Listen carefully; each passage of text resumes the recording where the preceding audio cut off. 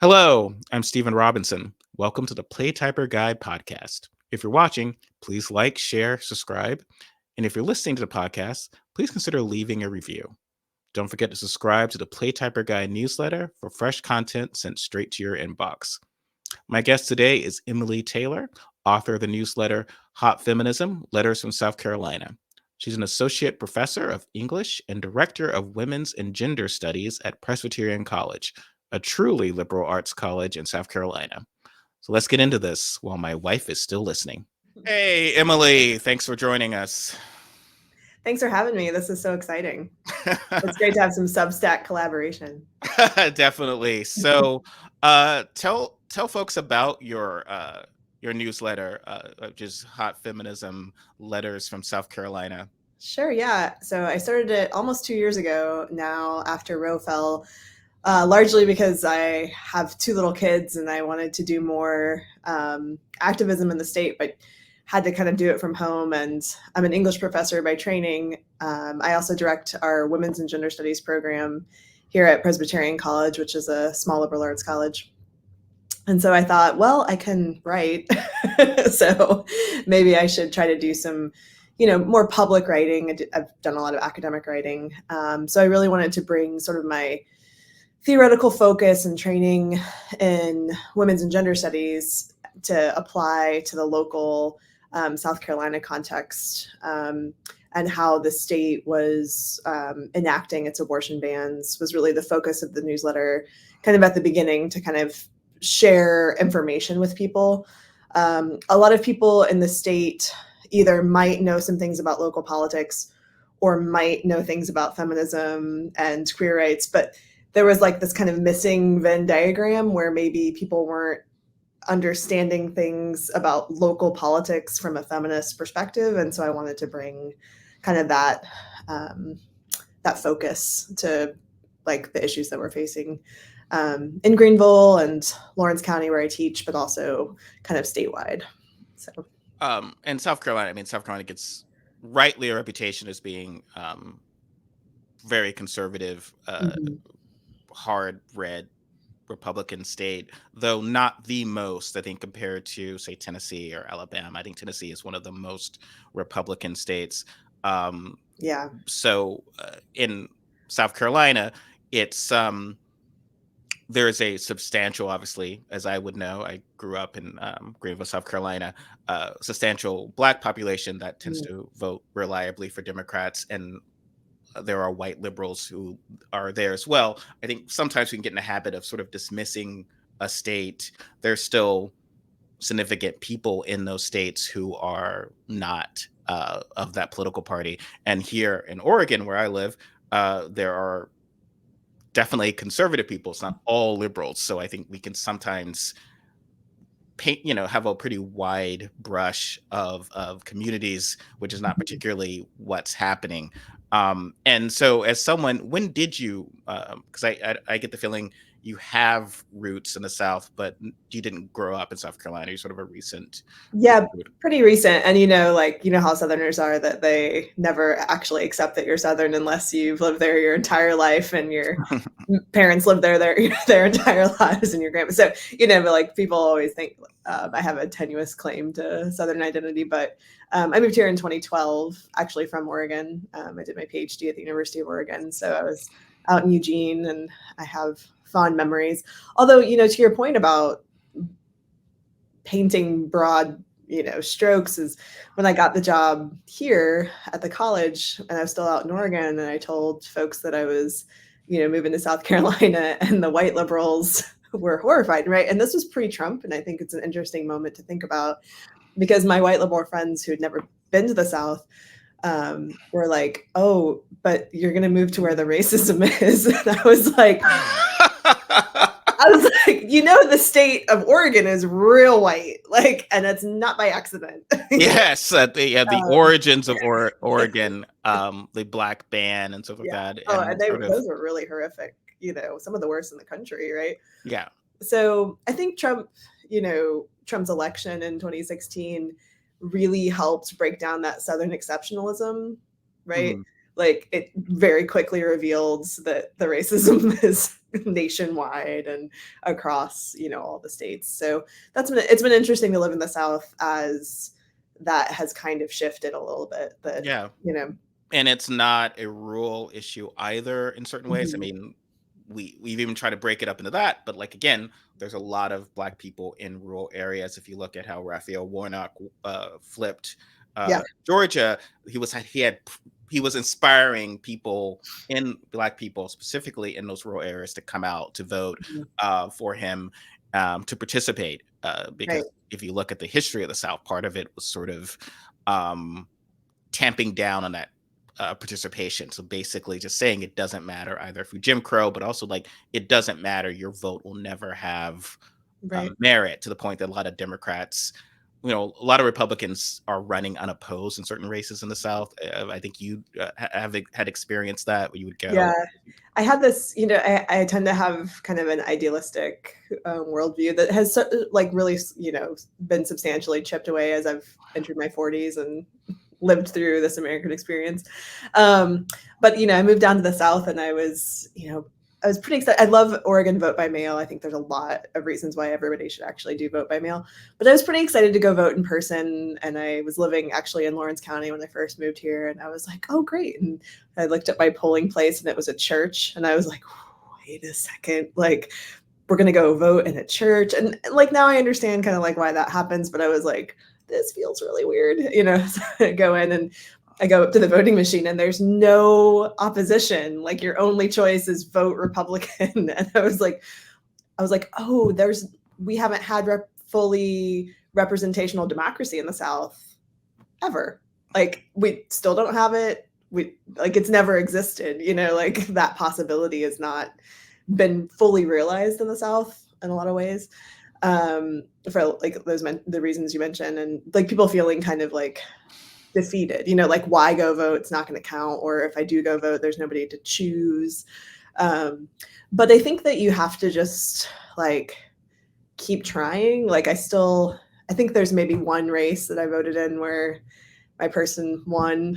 But the places where things can make a difference is like in special elections, or in like really local elections, like when you're voting for city council. And Greenville City Council is actually Democratic. So it's a kind of an anomaly. Most city councils aren't partisan races, but Greenville's is, and it's majority Democrat right now. Oh, awesome. So I'm like, so within the city, you have, actually a fairly purple voting group.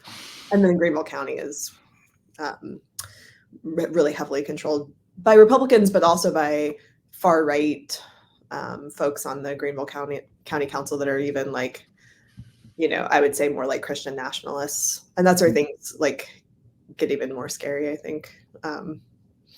Those Christian nationalist folks who don't operate by the rules of democracy, they're operating by the rules of a very like particular evangelical Christianity, where they're interpreting the Bible in this certain way to say like we should live this way and we should use government to force everybody else to live that way.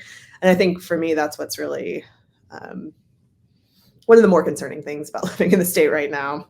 Oh yeah, I think and this kind of goes back to Reagan. That was sort of a very key election in 1980, because there was a period where the religious right was almost about to retreat from political world and kind of, leave it to the heathens. And I think there was a sense of the Reagan Revolution. It's like we can, as you were saying, influence the political process and impose our will slowly but steadily, and kind of here we are now. And so what is it like living in the South, specifically Greenville, South Carolina? You live in my hometown, where my family still lives. And when all of this is occurring, because one can say the South has always been, specifically South Carolina, has always kind of been a Republican state, a conservative state. But specifically after Roe fell, what's happened, like specifically regarding abortion rights? Yeah, I mean, I think that's been the hardest. I mean, it's been a really, I've tried to kind of be conscientious about my privilege too, because it really, losing a constitutional right as a woman is a real experience, like, to go through. And but I specialize. My area of study for literary studies is the Caribbean. So I work on post-colonial theory, and so, like, my main academic focus is thinking about global populations of people who have been disenfranchised through colonialism and imperialism. So I had to, like, also do some, like, my mom is a pretty tough Southern lady, and she told one of the ways she would sort of counsel me growing up was like, well, if you can't change it, you got to get over it, and you just got to deal. And then my junior high and high school, I lived in the Midwest, and I went to school in Iowa, so I have a little bit of Midwestern influence. And I was like, all right, like, don't sit around and throw a pity party. You still have a lot of privilege as a white woman with a PhD, in the South. And but it has been existentially hard, I think, as someone who's had children, to know, like, how much women's lives are at risk, because it's not just about access to abortion. It's also about the state has, like, many large portions of the state are maternal health care deserts, which was already happening before Roe. There was already an OBGYN shortage. That has a lot to do with the problems of our healthcare system. But after Roe, like, clearly OBs don't want to move here to, the penalty right now for South Carolina law is if you perform an abortion after 6 weeks. There's some bullshit exceptions, but they don't really apply or work, but it's a felony offense. We're also the only state in the country that criminalizes women self-managing abortions. So I've been trying really hard in the newsletter to remind people, like, yeah, sure, like, if you're going to get abortion medication, obviously do what you need to do for yourself. But if you get caught taking it, then you can go to jail for 2 years in South Carolina. And it's not an idle threat. Actually, a Greenville woman, this was last year, was arrested for taking abortion medication. She was 25 weeks pregnant and miscarried, or the abortion was successful. She went into the hospital because she was having complications, and she told the medical staff that she had taken the medication. They reported her to the police. So, and she was Black, right? So the women who are most vulnerable to, like, being charged with self-managing the abortion are going to be people who have already historically been prosecuted, especially in the South, under chemical endangerment laws. And those have already been on the books. Alabama is, like, real rabid about prosecuting women under those laws right now. So there was, like, this whole dragnet operation. Michelle Goodwin writes about it in her one of her books. She's a lawyer. There's a dragnet operation at MUSC in the 90s where they drug tested women without their consent, pregnant women who had gone in to deliver. And then they arrested them, took away their babies, like, the whole thing, right? Under drug charges. And so women, pregnant women have already been criminalized. It's already has a long history in the state. But under these bans, once Roe fell, those protections against self-managing abortion or against, seeking an abortion, those penalties have gotten a lot more severe and kind of scary. And so it makes me worried for my students, right? Like, they don't typically have, depending on where they went to school, they don't typically have great sex education. They don't always know the resources that are available to them. But also, if they're on their parents' insurance, they might be scared to, like, seek out prescriptions for birth control. So there's 3 Planned Parenthood clinics in the state, but the closest one is over an hour away from campus, right? So there's just a real, like, medical, like, to me, it looks like a medical emergency. In Lawrence County, where the school is, where the college is, the hospital closed their labor and delivery ward. So there's nowhere to deliver a baby in this county. So if you're pregnant and you go into labor, you have to drive almost an hour to get to a hospital.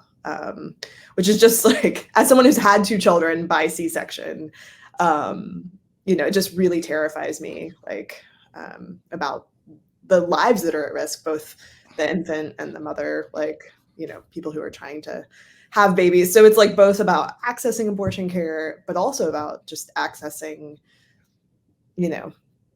obstetric care. And that's what really, and even gynecological care, like women just don't have any kind of equal healthcare access in the state, but I think also nationally. I mean, I think it's worse here, and it's worse here for poor women and women of color. But it's a national problem, I think. So I think the hardest thing for me is just to know, like, that women are at risk of dying because of these laws, and just like that kind of worry, it's heavy. So. It's very disturbing,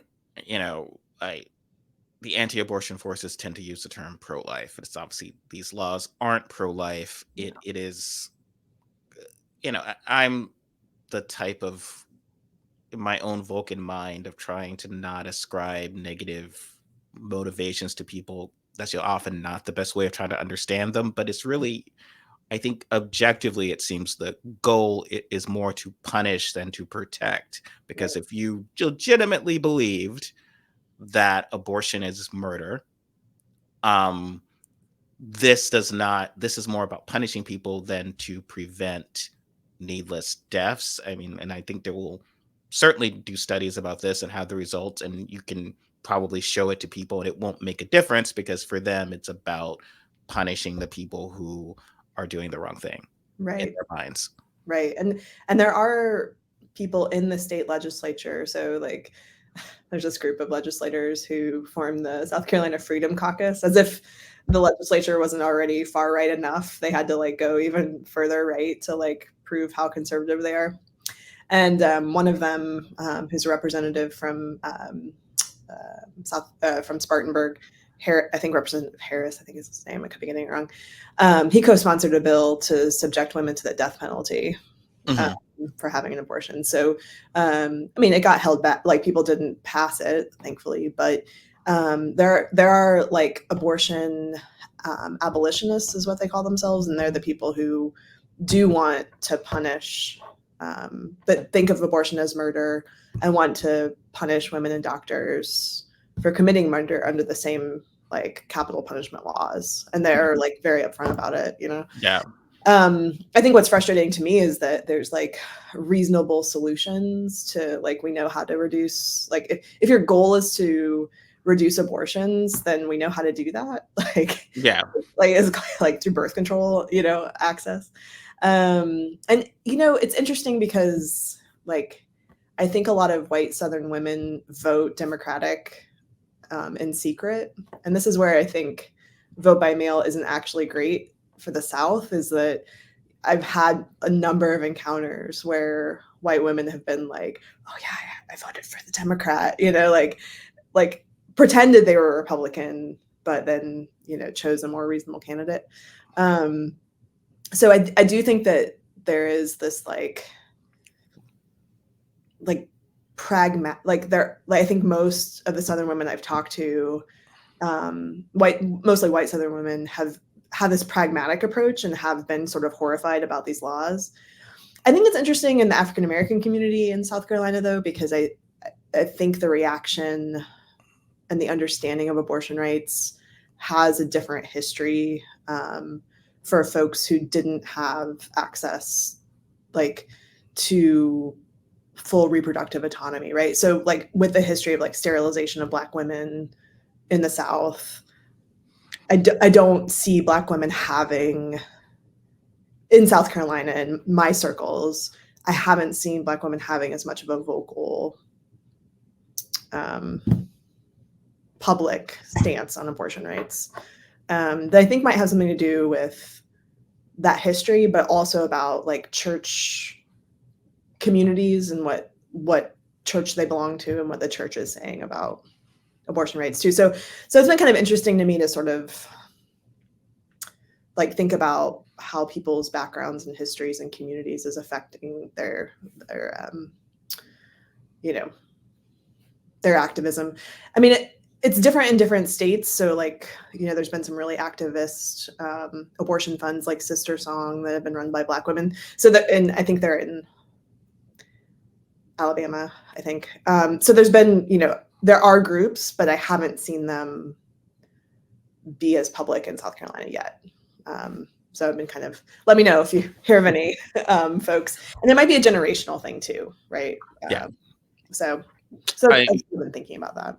and I know we were talking, the abortion abolitionists and the imposing the death penalty on women who attempt or have abortions. And obviously that's an example of the worst elements of, I mean, South Carolina does not have the best laws, in my opinion, regarding criminal justice. They have, regarding opposing the death penalty. So the perception that they would ban abortion and then for just women who have abortions, it's suddenly, Oregon's criminal justice system or something was always naive to me.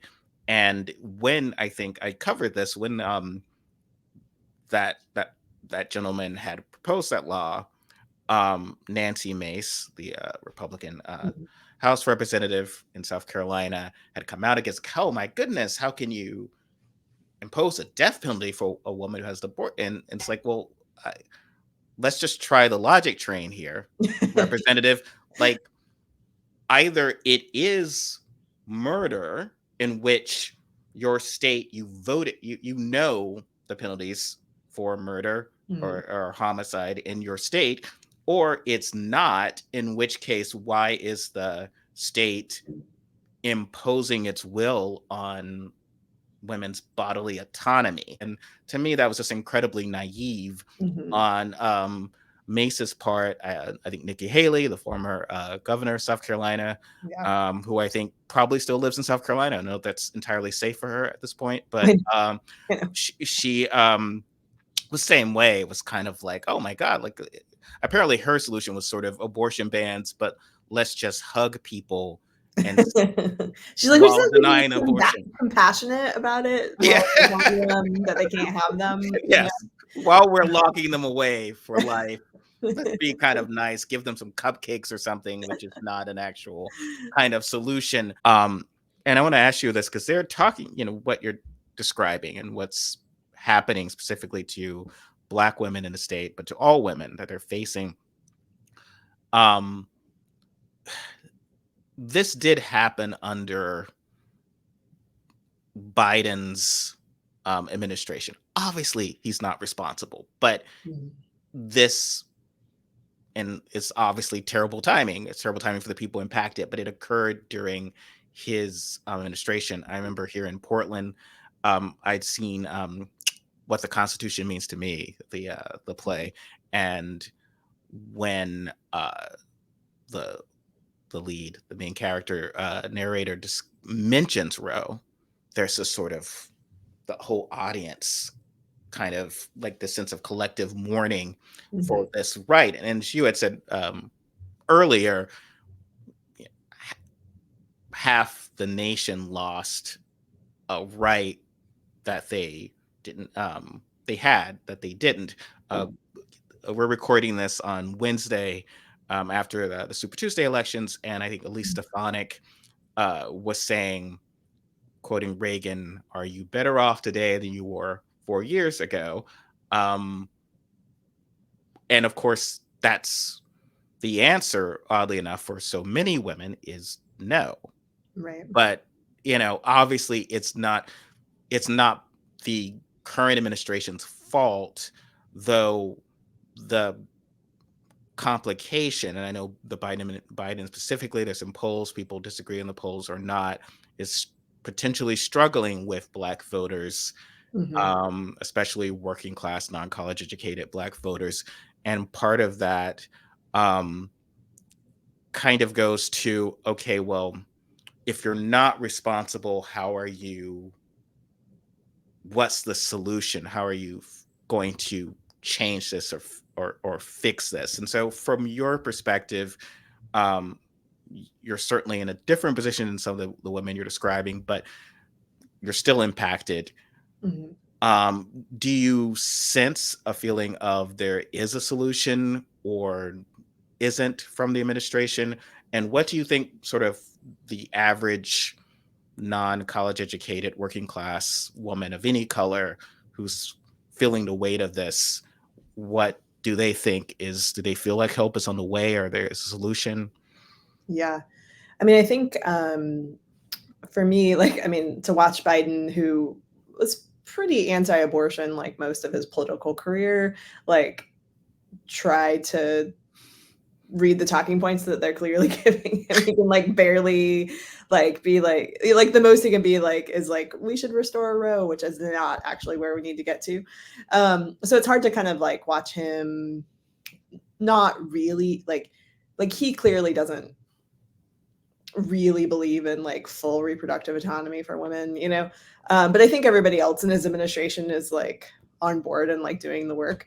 I mean, for South Carolina, the kind of the outlook, I mean, our Supreme Court, we like to like be really exceptional down here, you know, like we have the nation's only all male Supreme Court.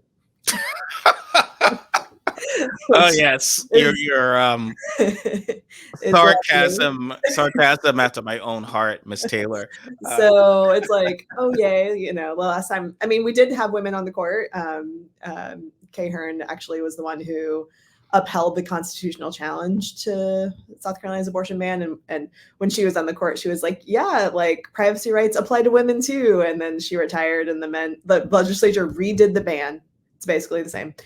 Gave it to the new court, and all the men were like, no, I don't think women should have that.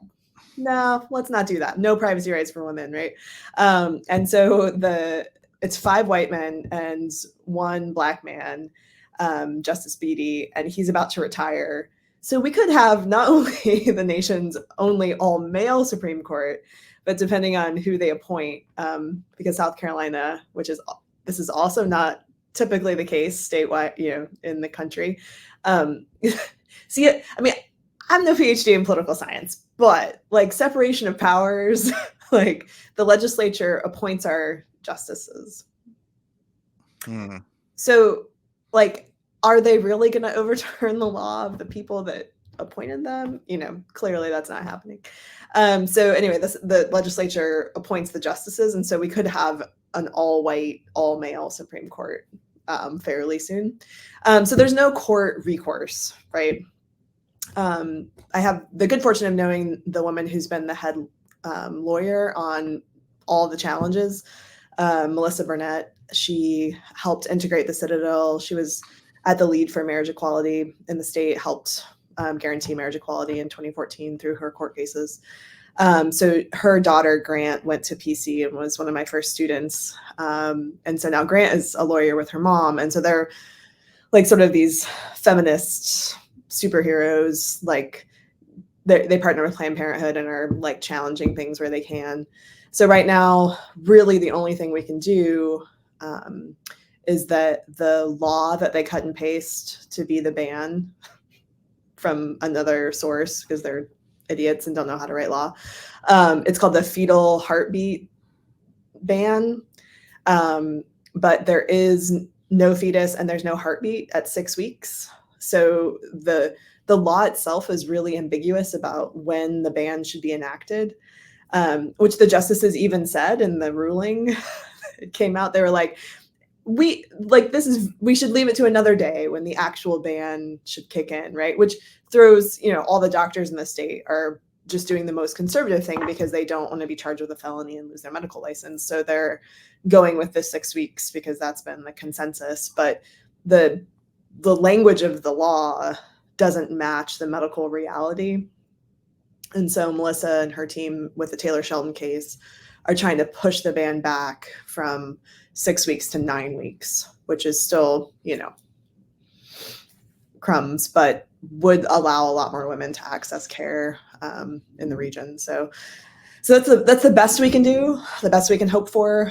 I don't know if it's going to be a slam dunk kind of case. I'm not super optimistic it's going to make it.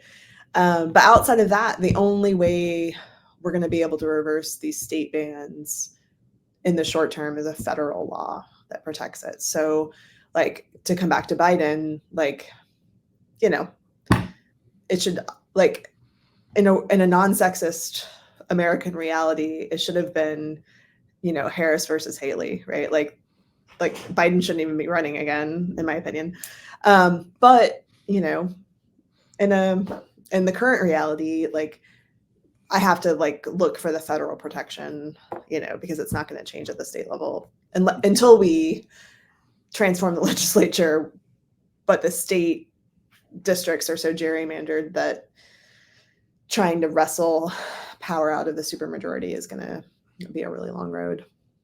Yeah, it's and a lot of what I'm hearing, and I had an interview a while back with a Megan Hatcher Mays, who does a lot about the Supreme Court, and she was discussing of how with what Biden's been proposing, because he opposes sort of quote unquote, you know, court reform or Supreme Court reform and expanding the court. It would be generation before you got a liberal Supreme Court, or even what we had prior to the current sort of MAGA Supreme Court that clearly is a partisan actor, and would potentially slap down any law that was written, and also Democrats are in serious risk of losing the Senate, even if Biden were to win re-election.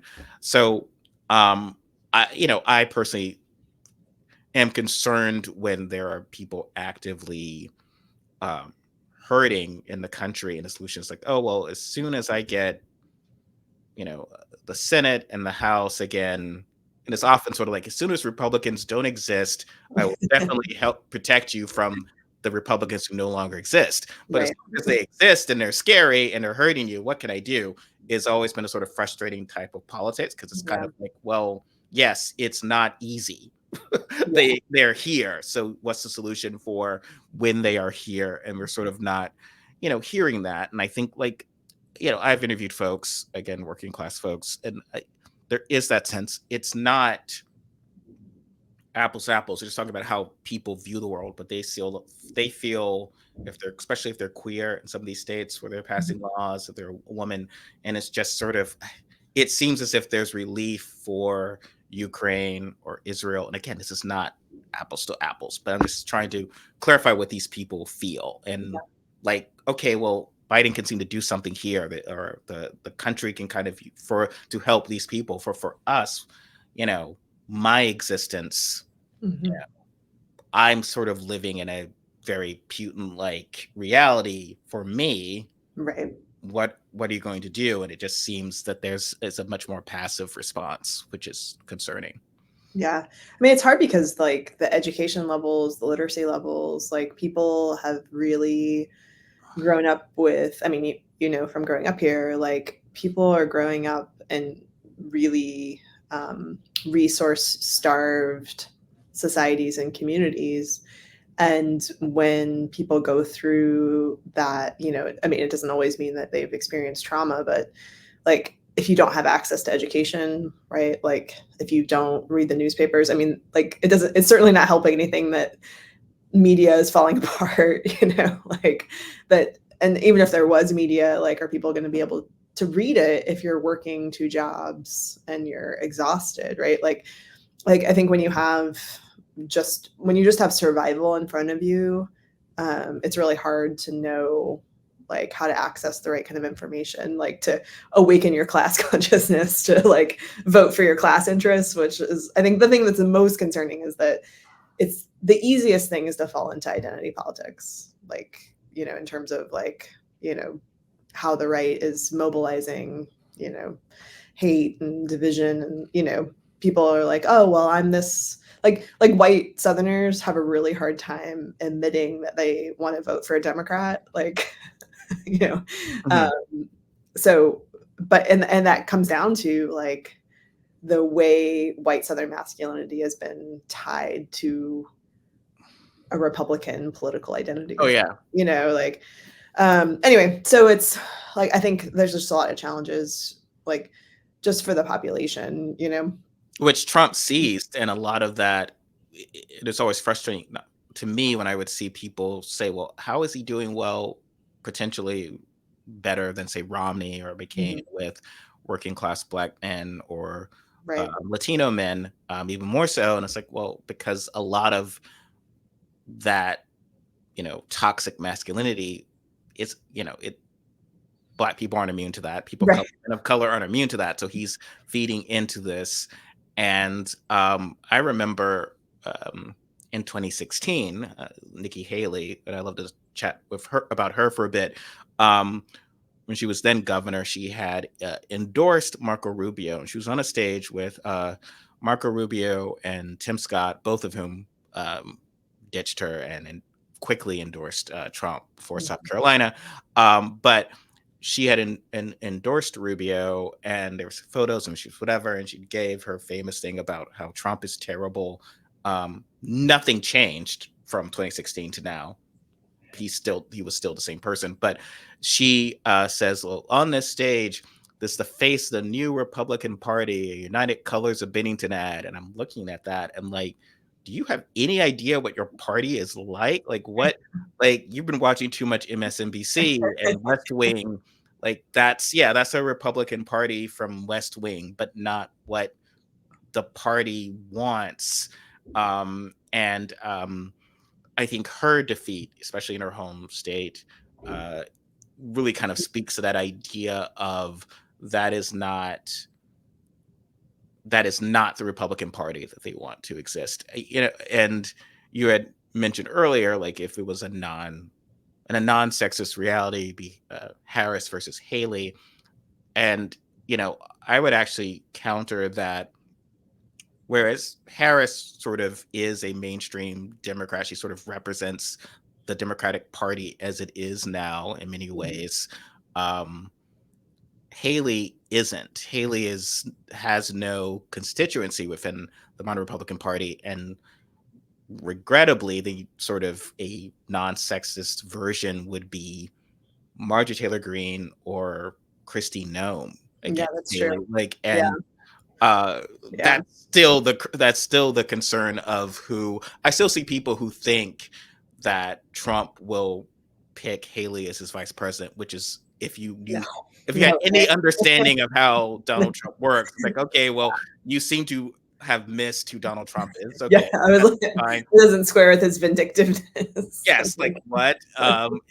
She's lucky if she can be able to start a car Yeah, without it blowing up or something for the rest of her life. I know. Um, but there's the realities of the choices would be his most normal choice would potentially be someone like Elise Stefanik or Kristi Noem, both of Yeah, whom craven opportunist, full on MAGA, yeah, or someone like Marjorie Taylor Greene. I think if the reality is that it could very well be someone like her, and I think people are still shocked. They still want to believe the Republican Party has a reality to reflect someone like Nikki Haley, even though she was being propped up a lot by, I would say, folks like you, right? I yeah. think you had, did you support her in the South Carolina primary? Not to put you on I the spot.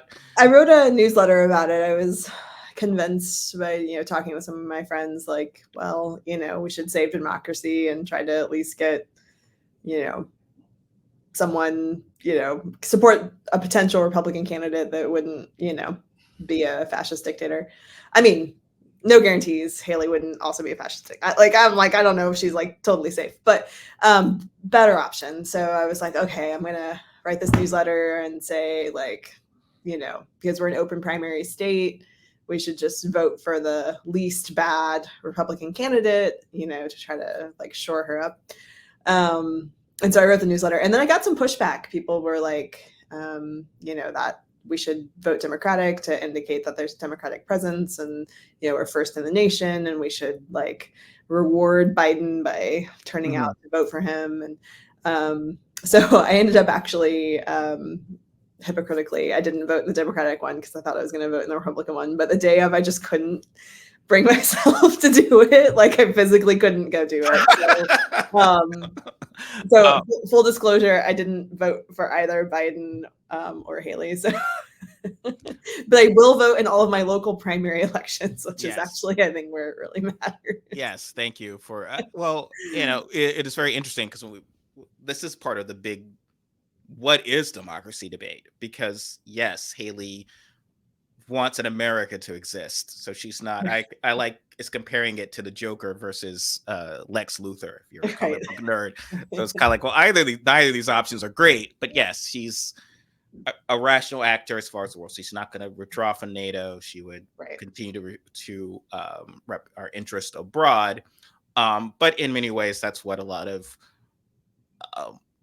Republicans, particularly MAGA Republicans, are actually making inroads, ironically enough, on with Black folks and poor people and even queer Americans, of like, well, yeah, this is what to use that awful term, globalists, that's what they all agree on. She's one of them on this, and you're suffering. JD Vance, of course, his faux populism definitely is that argument of like, Yeah. well, yeah, and they don't care about the working people or the common people, because a Haley presidency would, yes, still promote the ending of democracy as far as abortion access, Voting queer rights. rights, Yeah. trans people. Like, she has put herself on the side of, yeah, I'm not gonna blow up the world because I'm in the world. Right. So, Yeah. but Yeah. but Trump is more of like, his stuff is completely, so it's a terrible choice you have to make between these actors. And I don't envy anyone, because it's, yeah, like both of these, the Republican paths are kind of bad. I mean, even if you think about the Supreme Court, this body that has, stripped away abortion rights and affirmative action, the list of things they've done, and then clearly being a partisan actor with regard to Trump's legal issues. And these aren't MAGA people like on the court. Gorsuch, Kavanaugh, Barrett. I mean, Barrett presents in many ways like Nikki Haley, right? Like, you would Yeah. say, oh, well, Amy Coney Barrett compared to Trump is better. Well, no, she's actually not in these key ways. And so that almost feels more overwhelming, right? Because, if it really was this MAGA minority, if it was just Trump and Marjorie Green and, okay, let's join forces with Haley's of the world and the Liz Cheney's and so forth and defeat that guy, and it can kind of go back to, but that's not Yeah. really the case, right? Like, this is, we have a political party that wants to impose, at its best, wants to impose white Christian nationalism. Do Right. you agree? And I think Trump is really, I mean, after yesterday's results, I mean, it's sort of like bizarre to watch a political party die, but I think that's what's happening, is that the Republican Party has just let itself be totally taken over by Trump. And like how he has access now to the RNC money, and like, well, once he's declared the candidate, like, they're just gonna prop up this clearly he's clearly a fraudster and a criminal. And I'm like, really? Like, you're just gonna turn over the coffers of your national political party to this person? And Yeah. what's the long-term strategy here? Like I think that's what's scary to me, because I'm like, oh, well, you really do need to like kind of have a total coup. Oh yeah. You like to have this function, because there's no long-term like governing possibility or strategy there, right? They've abandoned democracy. I've Yeah. written about South Carolina, because for years I'd grown up driving on Wade Hampton Boulevard, Oh, right? With no concept of who this was, right? And I've written about how it's like if you were, a Jewish person growing up in Germany, driving on, named after Nazis, and no one telling you, yeah, these are really bad people yeah. that but um, Wade Hampton was sort of one of the first former Confederates to reclaim power, and he did so through violence, intimidation, and um, leveraging a group called the Red Shirts. Literally, they wore red shirts, some of the red hats that MAGA wears. And so a lot of this is cyclical.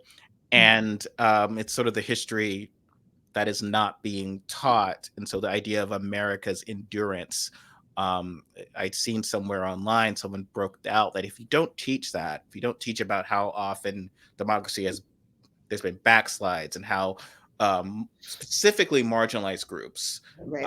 have made gains to where there were elected free Black men who were Right. elected in, and then suddenly law, weren't even represented, weren't even able to vote anymore. If you take that out of, you get this sort of sense of all rights going forward, Right. right? It's we're making progress, but it's actually not the case. There's usually, oh my goodness, we did make progress and it was taken away. And I think, but you're right. I think this is a party that doesn't believe in democracy, will do end runs to neutralize what is an actual majority, and is willing to impose its will through violence, which is inevitable when um, you are in a de facto minority. Uh, Right. but it's saying, I mean, this is, I would ask you this because it's like in 2016, uh, I'm sure, new Trump voters. We all did. Trump was still somewhat the guy from The Apprentice, Right. and I had worked. I had worked in New York, so I knew him from his past. He was scuzzy and terrible, but okay, a lot of politicians are. I got that, but Mhm. just sort of to put in perspective, and I wish we need to do this every time. Like the newspaper should be confirmed rapist, I know, right? n- now presumptive nominee of a presidential nominee of major political party. Like that should not stop being the news peg, right? Like, Right. and 91 felony counts. Like this is all sort of almost banana republic stuff. If you Yeah. look in another country, it's like, oh yeah, other countries nominate a known criminal who tried to. Something I'd written about earlier this week because it's so frustrating to me when the Supreme Court had that decision about Mhm. um, Trump being permitted on the ballot, where it's clearly not reading the plain text of the Constitution, the 14th Right. Amendment, about people who had led insurrections. And everyone was like, well, that was just a shortcut. What? Like, no, no, no. We're going to beat him at the ballot box the right way and roll up. It's like, we did that. I know. And he tried a coup, and also, and it would be a lot of white male Democrats who have vote like Black women in their profiles. It's like, okay, well, you understand that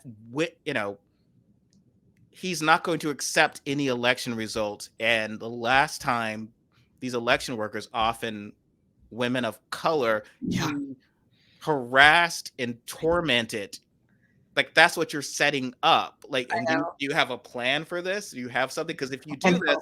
like if it's just like one political party is just going to torment and harass election workers, I they know. they will just quit. And I so know. then I'm like, is it gonna work? I was we had this like unfortunate situation where we found out a mouse had set up a nest in our oven and was like hoarding dog food from our new schnauzer puppy in the oven. And I was like, well, I'm gonna have to burn my house down and move out now. Like this is the clear solution. the mouse Um, has it. to that. But the oven tech guy was like, why don't you call this pest control company at first? I was like, okay. So we call this pest control company and they're great. Like, like they're fantastic. So I don't want to name their actual company. I mean, it's a national company. It's fine. They'll be fine. But one of the folks shows up to like, we sealed the whole house. We replaced the oven, like we're fine now. There was no infestation. We literally caught like 2 mice. We're fine.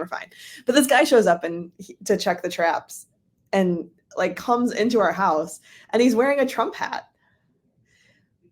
And I was like, what? Like, I'm like, one of the rules of the South is that you're not supposed to talk about politics, right? Which Mm. I always 100% violate. I refuse to follow this rule.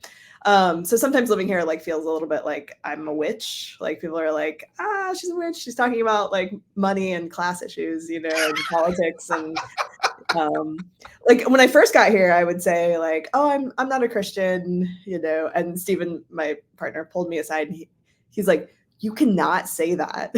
And I was like, "Why?" He's like, "It's just a target. They're just going to try to convert you if you say that you're not Christian."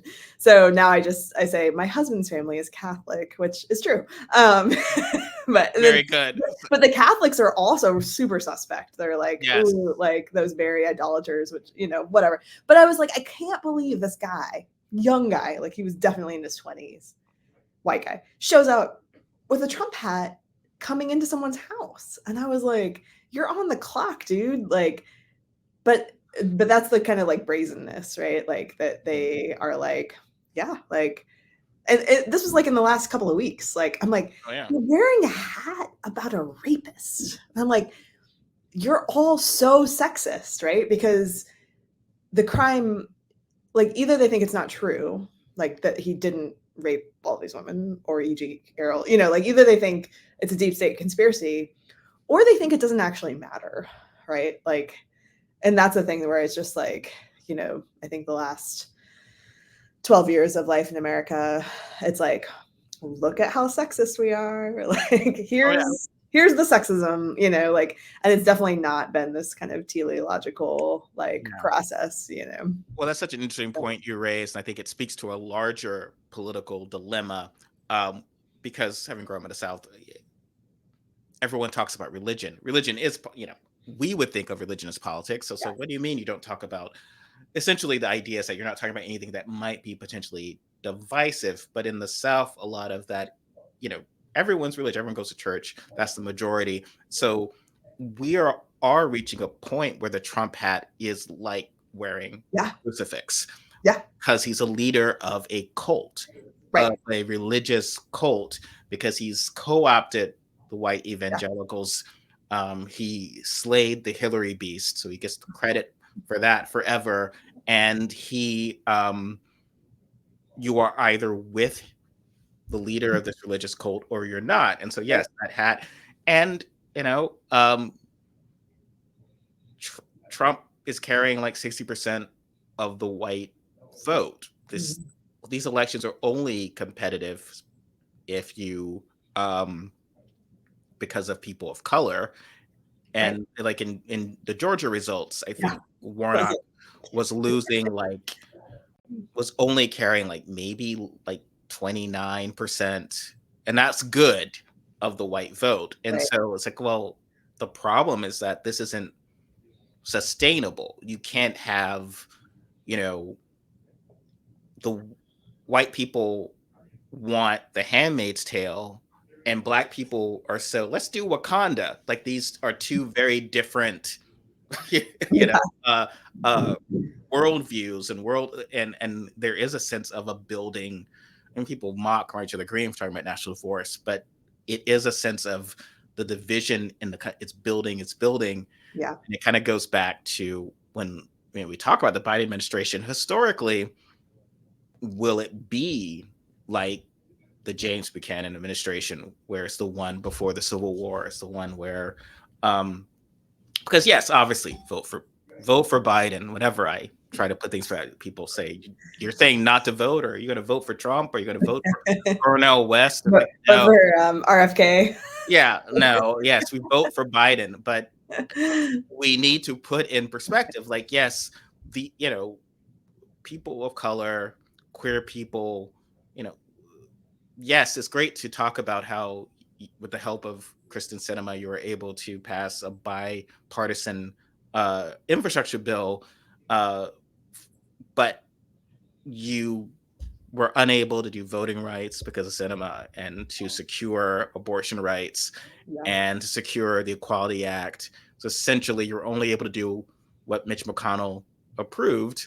Right. And these folks are who you're now coming to hat in hand to say, we need to finish the job. I think it's a term is there, but it's a concerning issue, because the very idea, if you consider January 6th, the coup attempt, sort of an attack on American democracy, the American government, literally, Mhm. um, the idea that he's running for president again, it just seems like a complete failure of, Democrats had, exception to the Supreme Court, every, the legislative branch, executive branch, and here we are. How did this happen? And I think that's sort of the dilemma of like, we have to confront that. What do you think? Yeah, I mean, I think what's going to be really interesting to see, over time is like what happens. I mean, I think a lot of what's happening is kind of coming out of, like white supremacists who are pushing like the replacement theory and all that crap. But what demographically is happening on the ground is that the country is already minority white among the Gen Z group, right? Mhm. So there's already more people of color than white people for Gen Zers. And so, like, for me, with like the book banning and stuff that's going on, I actually teach my intro to lit classes, banned books. So this is what we're reading right now at Oh PC wow. in South Carolina. Because my college is actually really pretty progressive, and we're associated with the most leftist branch of the Presbyterian Church. So, like, the weird thing about the private religiously affiliated schools is that we're outside of state control, so I can teach those books like without fear of backlash. It's a like bizarre world, but in any case, like what's been interesting for me to watch when I'm teaching my students this is that the people who are trying to ban the books are the are old people, right? Like it's this like generation that wants to silence these stories by queer writers, wants to silence trans representation, wants to, you know, cut out any kind of Black history, right? And the young people, like the kids I'm teaching, are like are befuddled, like, and don't, most of them, I haven't heard any of my students support it. I mean, I'm also not very good at like hiding my position, so they might just not want to tell me, but they're so confused. They're like, well, one, why are we banning these books, and two, the internet exists, like they're like, why, what do you think, like people aren't going to access it, so it's going to be interesting to me to see how younger people, but even like, you know Gen X and millennials, like, are people going to be able to form real coalitions across racial lines in the South? Um, because I think that's what is going to have to happen, right? Like white people need to do a better job of listening. I think you could just say that, like, carte blanche for like all of history, but especially here, right? Like, and I think what's been so frustrating is that like plenty of activists have already been sounding these alarm bells, right?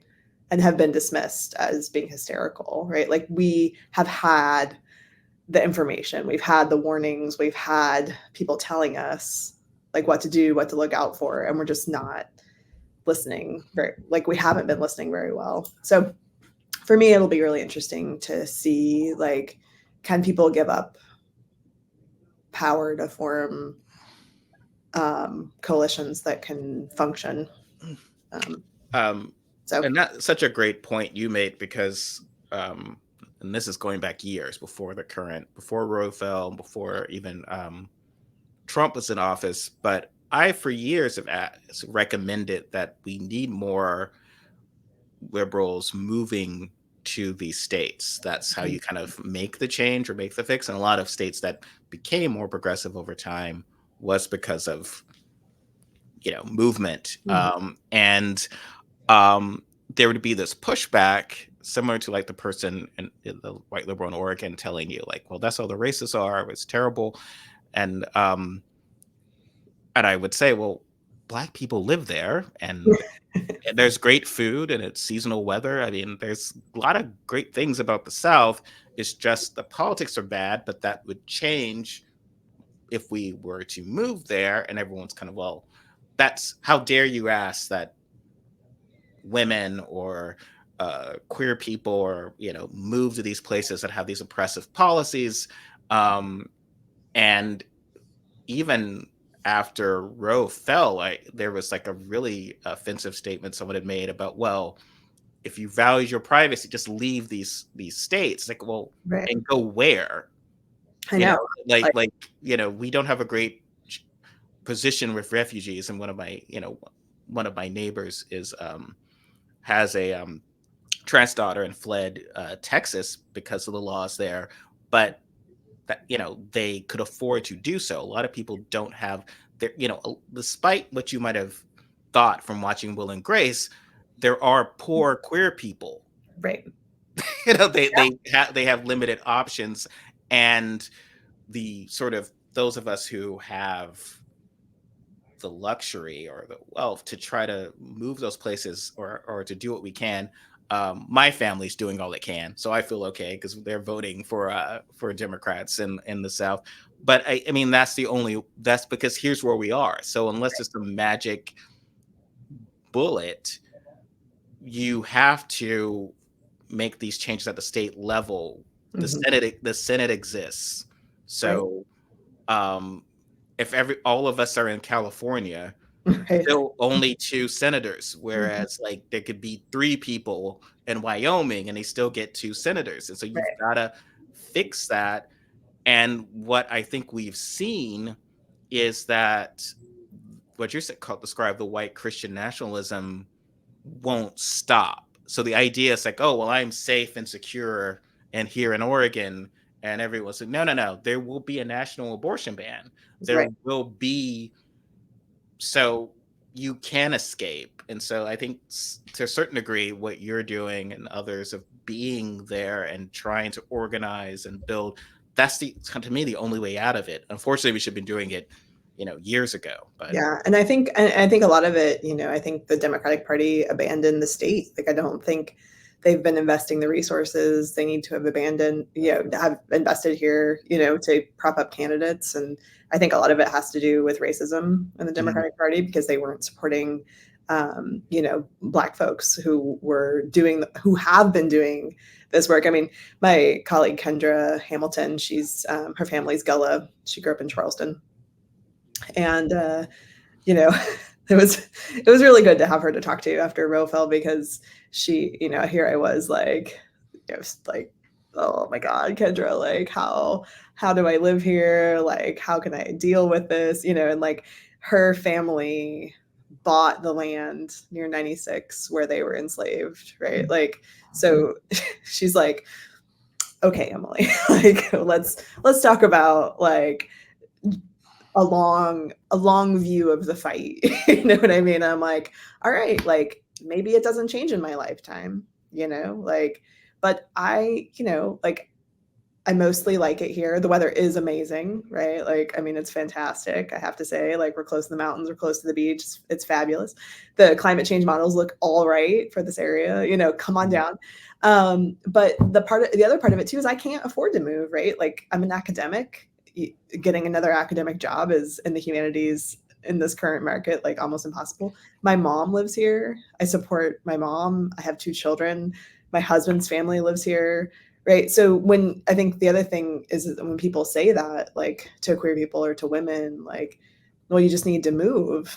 And I'm like, one, I can't afford it. Like, I can't move. I can't uproot my entire family, give up my job, ask my husband to give up his job, move my mom, like it's just like it's impossible for us.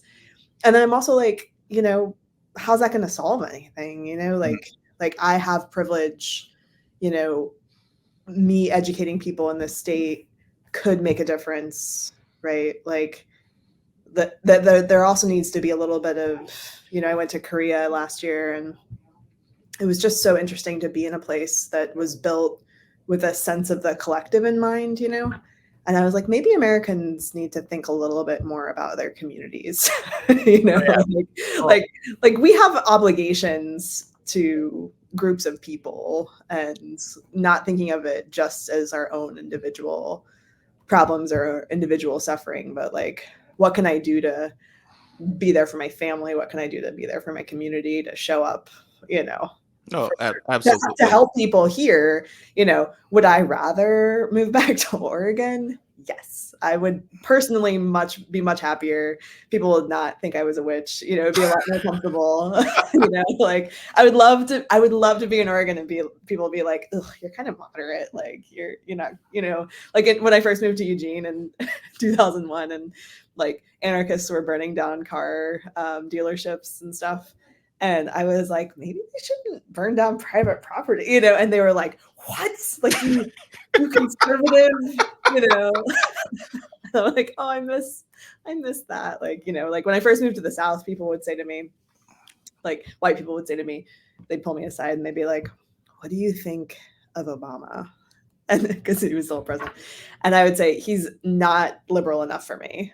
And they just like couldn't handle it. Like, it was really funny to watch their minds sort of melt that, I didn't think he was, and he wasn't, like, he was very moderate, Yeah, it wasn't. I mean, it's sort of fascinating again, because in the South specifically, because Obama, if you go into any black home, and there's probably a photo of Michelle Obama and her husband there, and yet these are the people who they work with black people, they know black people, and they don't push that because they sort of understand, but then they think, well, maybe you're going to be one of us, so they sort of right, pull like, you inside. okay, like, is she gonna But join our Christian Nationalist church? but yeah, I mean, just and sort of to tie this up, because it's like, again, for how that argument just sounds to people who are suffering in the South or in these states, it's just they're not hearing the idea that America would say, like, geez, why are you living in Israel? Like, there's all these terrorists, like, just come here, Yeah. move to New York, or to the Ukrainians. It's like, come on, you're getting bombed and there's Russians everywhere, just move, open a Ukrainian restaurant in Portland. Like, what are you doing? And that's ridiculous. This absurd and offensive and ridiculous. Like, people should be able to live in their homes and they have a right to exist in their homes. And the whole point of usually what America does is to protect the people in those places. And so the idea they're saying, like, well, actually America doesn't really exist for you in these states. There's something we can do. Just go move someplace and essentially wind up homeless. Right. And we're not going to really help you with that either. Is really offensive. So yeah, let's stop doing that. This has been so great to be able to chat with you. There's so much more. We'll have to have you back on Yeah. to discuss more. There's so much of this that's occurring, and you're sort of on the front lines of it. Can you tell people where to find you on Substack and so forth? Sure. Yeah. My newsletter is Hot Feminism, Letters from South Carolina. It should pop right up, and you can Google me too. I pop up now on the search results, so it's kind of exciting. But yeah, would love to have more subscribers, and would love to have you guest write. I haven't moved into the audiovisual realm yet.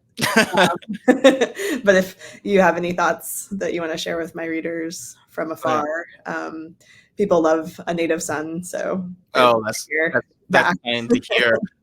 We'll definitely try to cross post this. This is probably going to go up on Friday, and in my own Substack and the podcast section, and then I'll link to you so you can share it on yours as well.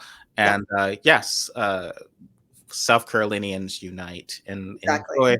enjoy Greenville. I adore it whenever I go back, and I think it's worth defending. So thank you so much, Emily, and we'll chat again next time. For everyone, like, share, subscribe, check out Emily's Substack, and we'll see you next time. Take care. Thanks so much.